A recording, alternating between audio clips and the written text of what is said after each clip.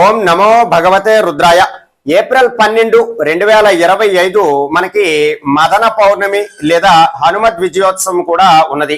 హనుమంతుడు ఈ యొక్క రావణుని సంహారం కోసం రాముడికి సహాయం చేసినటువంటి సందర్భంలో ఆ యొక్క రాముల వారు హనుమంతుడికి చక్కనైనటువంటి సన్మాన కార్యక్రమం అనేటటువంటిది అయోధ్యలో ఏర్పాటు చేసినటువంటి రోజే మనకి ఈ హనుమంతుడి యొక్క విజయోత్సవం.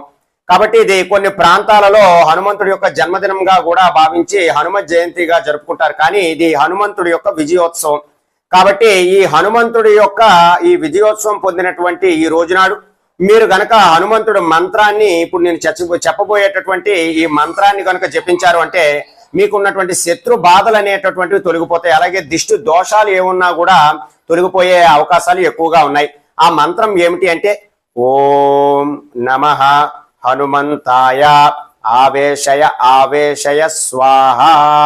ఈ మంత్ర జపం అనేటటువంటిది మీరు చేసుకున్నట్లయితే మీకున్నటువంటి శత్రు బాధలు కానీ అలాగే దిష్టి దోషాలు కానీ ఏమున్నా సరే అవన్నీ కూడా తొలగిపోయేటటువంటి అవకాశాలు చాలా ఎక్కువగా ఉంటాయి.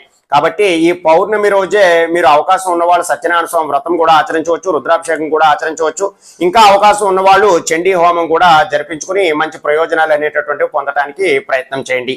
సర్వే జనా సుఖినో భవంతు.